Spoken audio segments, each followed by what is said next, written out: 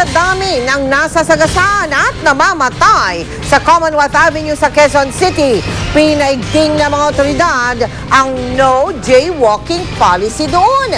Ang mga nahuling tumatawid kanina, ayun, pinaglinis sa kalsada. Nakatutok si Victoria Tulad. Walang nagawa ang mga lalaking ito kundi magwalis sa isang bahagi ng Commonwealth Avenue sa Quezon City kaninang umaga. Nahuli silang lumabag sa anti-jaywalking ordinance ng lungsod at bilang kapalit pinag-community service sila. Pero bago na pasunod, tila walang patid ang kanilang reklamo. Ang pagbawalan nila yung mga bus na yan na magpatakbo ng matulin. Hindi, pag nakikita na nila yung tumatawid, tutulinan pa nila. Ba't nga lang po nila sinabi yun maraming tumatawid. Sana napaga naman po para ma-warningan na bawal tumawid.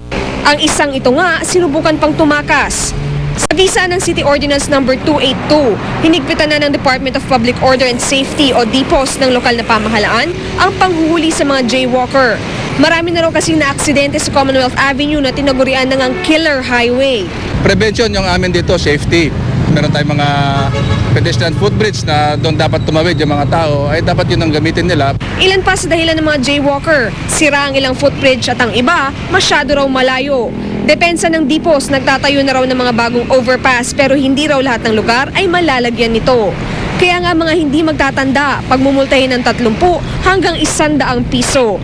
Kapag naging matagumpay ang proyekto, ipatutupad daw ito sa buong Quezon City. Yung kaligtasan naman ng ating concern dito, yung kaligtasan kasi ng buhay ay mas kailangan nating pairalin kaysa doon sa mga nagmamadali. Victoria Tulad ng Katutok, 24 oras. Si Mel Tiangco, ang inyong kapusong totoo. Sa pagdiriwang ng Oral Health Month sa Pebrero, ang GMA Kapuso Foundation ay magbibigay ng dahilan para ang ating mga kapuso ay muling makangiti. Sa ating pagngiti, madadama ng iba ang ating saya. Mas lumilitaw ang ating tunay na ganda o kakisigan. At higit sa lahat, may papakita ang ating kumpiyansa sa ating sarili. Ngunit, paano ngingiti ng maganda kung wala namang ngipin?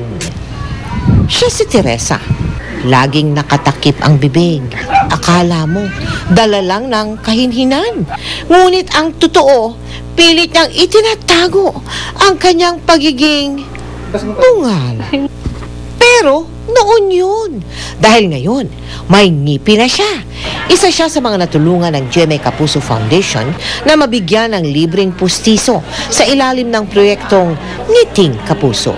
Maraming salamat po. Malaking utang na loob ko po sa inyo. Tsaka hindi po dahil sa tulong nyo, baka hindi po ako napag-aral talaga. Siyempre po, hirap po mag-aral ng wala kang ipin, di ba?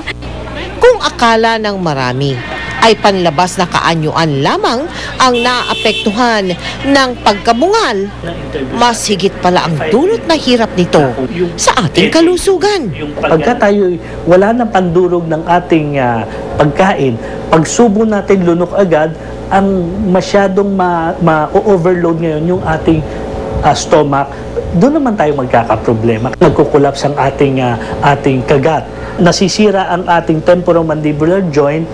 Pagka nasira yan, nagre-radiate, nagkakaroon tayo ng pain sa ulo at saka back pain. Ang GMA Kapuso Foundation hangad na maibalik ang mga ngiti sa mga labi ng ating mga kapusong pinagtampuhan na ng kanilang mga ngipin. Libreng pustiso para sa unang 150 pasyente ang mabibigyan ng serbisyo. Hinikayat ko po kayong lahat na magpalista po. Sigurado po tutulungan nila kayo. Para po mapasama sa ating proyektong Ngiting Kapuso, tumawag po lamang sa GMA Kapuso Foundation simula bukas hanggang Biyernes para kayo makapagpalista. Hindi nyo na po kailangang magtungo sa aming tanggapan. Ano po?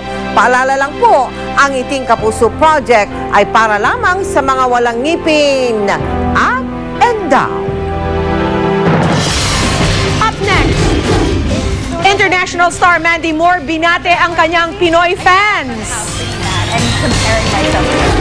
At siya Maris abala sa kanyang first TV special kasama ang Kapuso Stars. Umamin ding may foreign suitor. Susunod na yan dito sa 24 Oras.